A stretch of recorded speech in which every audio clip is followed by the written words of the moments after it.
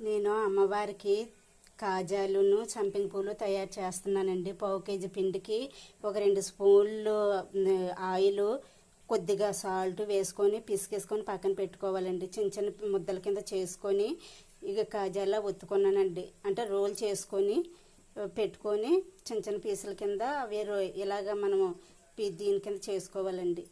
చూడండి, సంపెంగ పువ్వులు ఇలా కట్ చేసుకొని పెట్టుకొని మడత పెట్టుకొని ఈ విధంగా చేసుకోవాలండి. చూడండి సంపెంగ పువ్వులు ఎలా వేగుతున్నాయో. దానికి తగ్గ పాకం అండి. చూడండి డీప్ ఫ్రై ఎలాగవుతున్నాయో. పాకం దించానండి.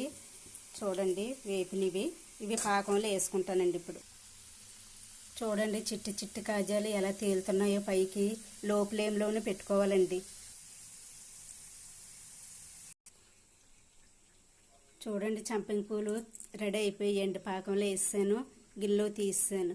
చూడండి చిట్టి కాజాలు ఎలా వేగుతున్నాయో. గోల్డెన్ కలర్ వచ్చే వరకు వేపుకుంటే బాగుంటాయండి కాజాలు. చూసారు కదండి అమ్మవారికి ఏ విధంగా నైవేద్యం తయారు చేసుకున్నాను సింపుల్గా. ఇలాగ మనం ఏదో ఒక నైవేద్యం తయారు చేసుకొని పెట్టుకుంటే అమ్మవారి కటాక్షం మన పై ఎప్పుడూ ఎల్లప్పుడూ ఉంటుందండి. చూడండి చిట్టు కాజాలు ఎంత బాగా వచ్చినాయో. చూడండి పువ్వులు కూడా బాగా వచ్చినాయండి. ఈ విధంగా ఒకసారి ట్రై చేసి అమ్మవారికి నైవేద్యం సమర్పించుకోండి.